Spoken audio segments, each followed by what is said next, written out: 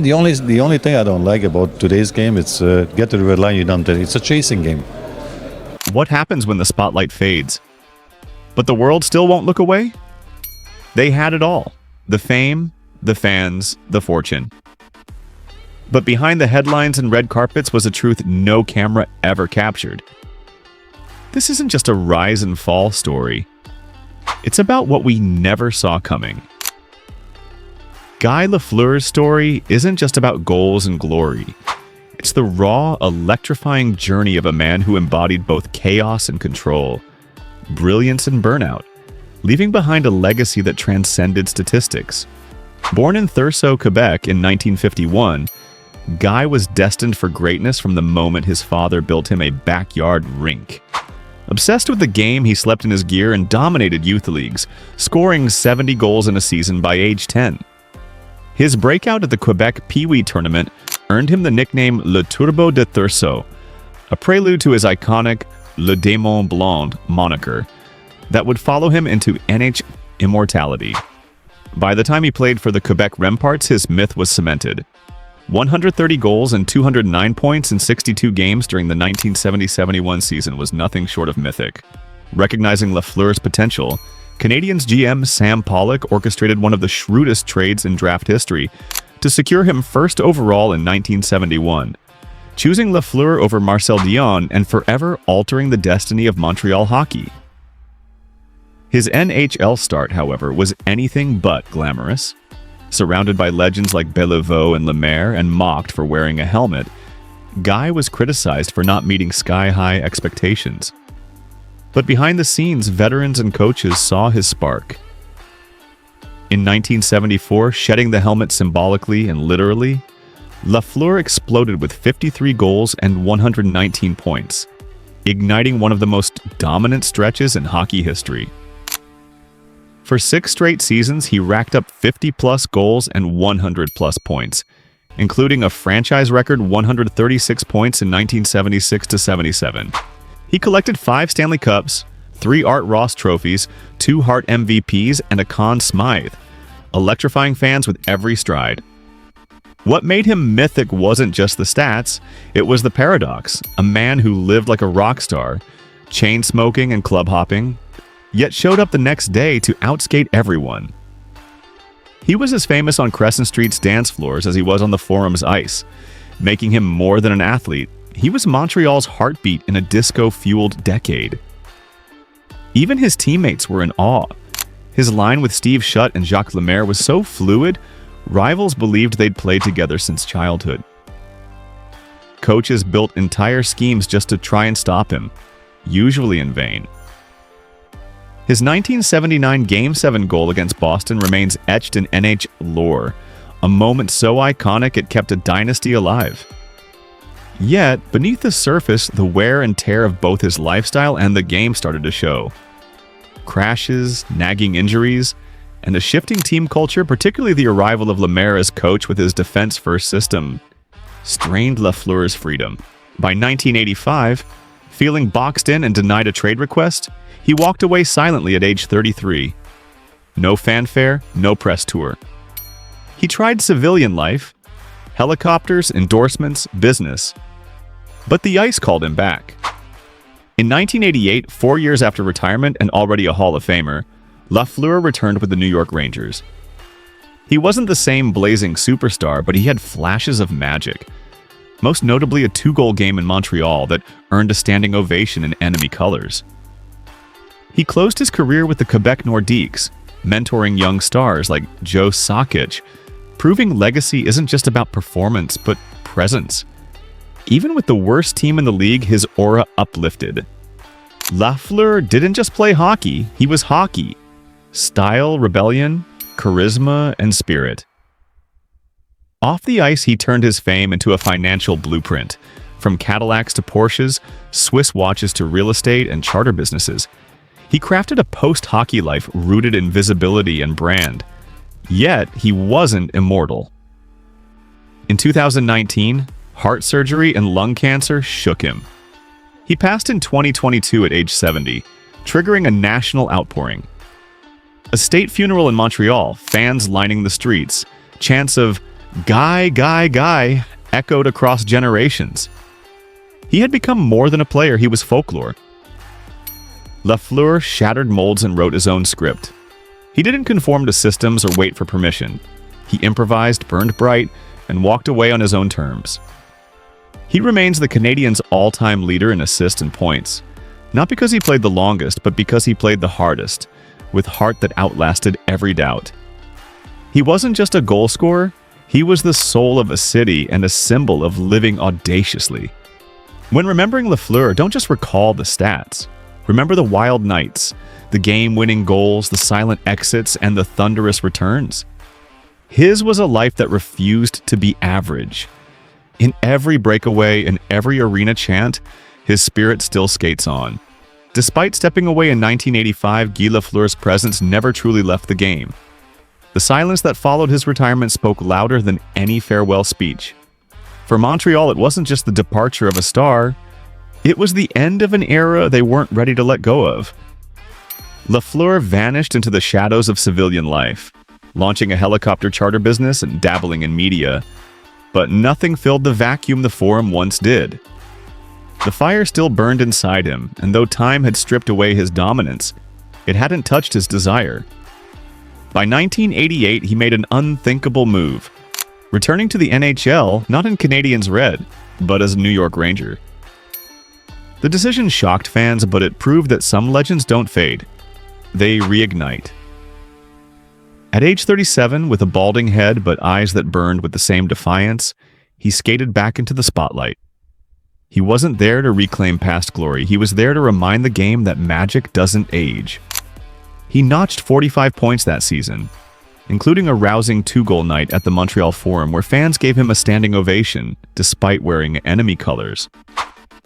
It was a moment that defied rivalry and rewrote the rules of loyalty. In 1989, he joined the Quebec Nordiques, once the Canadiens' fiercest rival, where he played 2 more seasons. Though the Nordiques were a struggling team, Lafleur brought instant relevance and leadership. His 62-point season wasn't just a statistic, it was proof that even in the twilight of a career, his spark remained intact. But more importantly, he became a mentor. A young Joe Sakic looked up to him, not just for the stats, but for the ethos of resilience and daring that defined Guy's every shift. His last game was a full-circle moment, not celebrated with fanfare, but with quiet reverence. He exited not with another goal, but with grace, with the pride of having squeezed every ounce out of a body that once flew like wind. He had come full circle, from boyhood stardom in Thurso to stints across legendary franchises, leaving behind a trail of memories that stretched beyond numbers. His 1,353 career points became just one dimension of a man who had lived in cinematic beats. Even before his second retirement, he had been inducted into the Hockey Hall of Fame in 1988, a rare honor granted to only a select few while they still laced up. His jersey, number 10, had been retired by Montreal 3 years earlier, the ceremony filled with tears and roars of appreciation, underlining how deeply embedded he was in the province's cultural fabric. More than an athlete, Lafleur had become a folk hero, his image etched into murals, bar walls, and public memory. Off the ice, Lafleur continued to build his empire. His portfolio grew far beyond endorsement checks. He held interest in luxury vehicles including Mercedes-Benz and Porsche, and was known to wear high-end timepieces like the Audemars Piguet Royal Oak and Rolex Daytona, symbols of the life he carved from raw talent and unfiltered individuality. His real estate holdings reflected the same sense of refinement. A lakeside property outside Montreal and access to private jet charters made sure that even in retirement, Lafleur lived like the icon he had become. Endorsements kept flowing, from beer to cigarettes to sporting goods. He never sanitized his image for public consumption, instead embracing the contradiction he had always lived. A man of discipline on the ice, chaos off it. That honesty only deepened his appeal. Though he could have coasted on legacy, Lafleur worked to remain active in Quebec's culture, attending charity events, participating in alumni games and occasionally serving as a media commentator. But the body that had carried so much started to give way. In 2019, Lafleur underwent quadruple bypass heart surgery after routine scans revealed serious blockages. Just months later, he was diagnosed with lung cancer. The diagnosis was crushing, not just to him, but to an entire province that still called his name. He fought bravely, undergoing surgeries and treatments, but by 2021, the cancer had returned. When he passed on April the 22nd, 2022, the mourning transcended sport. Quebec went silent. Flags were lowered. Moments of silence were held not just in hockey arenas, but in the halls of parliament and churches. His funeral was a national event. Thousands lined the streets as his casket, draped in the Canadiens' flag, made its final journey from the Bell Centre to Montreal's Notre Dame Basilica. Crowds chanted his name, "Guy, Guy, Guy!" Not just in tribute, but in communion. They weren't just saying goodbye to a hockey player, they were saying farewell to a piece of their identity. His story became part of Canada's soul. Lafleur's greatness wasn't just in his goals, assists, or trophies. It lived in the paradoxes he embodied. He was a rebel who thrived in a system, a graceful artist who drank, smoked, and defied every rule of athletic purity. He was wild and exact, undisciplined yet unstoppable. Coaches tried to restrain him. Systems tried to mold him, but he danced through both. His helmet came off when he decided it would. He didn't always get along with management. He clashed with coaches, he burned bridges, and sometimes disappeared altogether. But he always returned with something to prove. His story isn't clean. It's messy, raw, and electrifying, just like his game. And maybe that's why it resonates. Because Lafleur's legend reminds us that true greatness doesn't follow blueprints. It makes its own. He didn't need a polished media campaign or Instagram filters. He needed a puck, a bit of open ice, and a roar from the forum.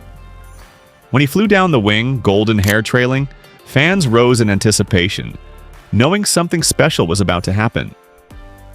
His playing style wasn't just effective, it was art. He didn't deke around opponents, he danced past them. He didn't just shoot, he painted with pucks. He made people believe in the supernatural, and yet, even at the height of his powers, he was always human. Flawed, emotional, passionate, and stubborn. That made him relatable. That made him real. And that's what made him immortal. Today, his influence echoes not only in Montreal, but in every young player who tapes their stick and imagines a breakaway under the arena lights. His legacy lives in the rhythm of the game. The shift that changes momentum, the goal that silences doubt, the comeback that proves it's never too late. Guy Lafleur's story isn't just a hockey tale. It's a human epic, stitched with resilience, rebellion, flair, and fire. His life proves that heroes don't always play by the rules. Sometimes they break them, and in doing so, leave a legacy not bound by stats, but by soul. Even in death, Guy Lafleur's presence lingered like incense in an old cathedral, pervasive, spiritual, impossible to ignore. Streets were named after him, statues proposed, documentaries released, but none of it quite captured the electricity of watching him skate live. In Quebec especially, he remained something more than a memory. He was an eternal symbol of cultural pride, a French Canadian who didn't just survive the NHL machine, but bent it to his will. He was a lightning rod during a time when Quebec's cultural identity was a constant point of tension and expression, and Guy became a beacon of what was possible. He didn't just wear the Canadiens jersey, he made it sing. Every time he scored, it wasn't just a point on the board. It was a statement that Francophones belonged not just in the league, but at its very summit. In many ways, Lafleur became a spiritual successor to Maurice "Rocket" Richard. But instead of the Rocket's righteous fury, Guy brought elegance and intoxicating grace. But the fire was still there, hidden beneath the surface, a deep yearning not just to win, but to be remembered. And remembered he was. His name became shorthand for greatness in Quebecois households. Parents told their kids to play like Guy. Coaches told their stars to emulate Guy's work ethic. Even decades after his final game, his style was studied by players who never once saw him live but felt his ghost in every rush up the right wing. NHL stars like Mario Lemieux and Pavel Bure have acknowledged his influence, citing his ability to control the tempo of a game as almost sorcerous. Commentators would speak of Lafleur-like moments, a phrase that needed no explanation. His aura transcended the generations. And yet, through it all, Lafleur never tried to rewrite himself. He remained unapologetically authentic, fiercely loyal, and stubbornly himself. He clashed with Canadiens management more than once, particularly when he believed they weren't honoring the team's legacy, or his. When the organization initially refused to grant him an unconditional release during his first retirement, he spoke openly about his frustration, calling out executives who treated players as disposable. Those moments didn't dent his popularity, they deepened it. Fans respected a man who stood up for himself, even when it cost him. He was no corporate puppet. He belonged to the people. And when the Canadiens organization finally embraced him fully again, bringing him back as an ambassador in the 2000s, it felt like a long overdue homecoming. Dressed in Canadiens gear once more, he toured arenas and met with fans, signing autographs, sharing stories, and always wearing that enigmatic half smile, equal parts humility and mystery. That was the thing about Guy. He never gave everything away. Even in interviews, he spoke plainly but never indulgently. He gave you enough to admire him, but left enough unsaid to make you wonder. Behind those ice blue eyes was a man who had seen both extreme adoration and the shadow of mortality. He didn't flaunt his success. He carried it like a coat, fitted, familiar, and a little weathered. Even as illness took hold in his final years, he made appearances, showing up at youth tournaments, community centers, and charity galas. Sometimes he moved slower. Sometimes he coughed between sentences. But he always smiled, always listened, always signed. His humility was not performative. It was reflexive. He never believed he was above anyone else, and that humility only elevated him higher. As the 2000s unfolded, Lafleur's health declined, but his spirit seemed untouched. When asked about his prognosis, he answered with calm honesty, saying he was at peace and had lived the life he'd wanted. That kind of clarity doesn't come easily. It's earned through years of triumph, turbulence, and perspective. His family stood close, his wife Lisa, his 2 sons, protecting his privacy while honoring the public's right to grieve alongside them. Because in truth, Lafleur didn't belong solely to his family. He belonged to everyone who ever believed in something bigger than themselves, to every kid who laced up skates and dreamed of greatness, to every Montrealer who needed something to believe in during hard times. His death was not just the end of a man, it was the closing of a chapter in hockey's mythos. But even in his absence, his legacy continues to evolve. The NHL has since proposed naming awards after him, and debates stir online about how to properly enshrine his memory beyond the Hall of Fame and the rafters. Some suggest a statue outside the Bell Center that captures him mid-rush, hair flying, eyes fixed forward. Others suggest his story be required reading for all Canadiens rookies, a spiritual syllabus in what it means to wear the sweater. Yet his greatest tribute may not come in bronze or ink, but in motion, in the way future generations choose to play the game. When a kid chooses flair over caution, when a forward refuses to stop skating, when a player risks everything for beauty instead of statistics. That's Lafleur echoing across the ice. There's something mythic about Guy Lafleur that defies biography.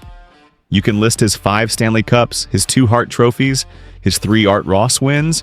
You can cite his 1,246 points with the Canadiens and his 10 straight 50-goal seasons. But none of that touches the essence. What made Lafleur unforgettable wasn't just what he did, it was how he did it. He turned hockey into performance art. He made you feel something deeper than competition. He reminded us that the game, at its core, is about freedom, risk, and joy. That's why fans across the world wept when he passed. Not because they knew him personally, but because he gave them something pure in an increasingly commercialized sport. He reminded us that legends are made not just from records, but from resonance. Even now, years after his passing, he lingers in the corners of arenas, in the shriek of skates, in the echo of a goal horn, in the moments between periods when the lights dim and memories surface. He's there, invisibly coaching, invisibly skating, invisibly inspiring. For all his fame, Lafleur never lost the wide-eyed boy from Thurso. Maybe that's why he connected so deeply with people. Because every time he stepped on the ice, he wasn't trying to protect a legacy. He was trying to recapture a feeling. That rush, that thrill. That moment when the puck touches your stick and the world disappears. If this moved you, made you pause, or revealed something you never knew, hit that like button. Drop a comment below. We want to hear your take. We've got more raw, real, and rarely heard stories coming. Ones that peel back the curtain on the icons we thought we knew.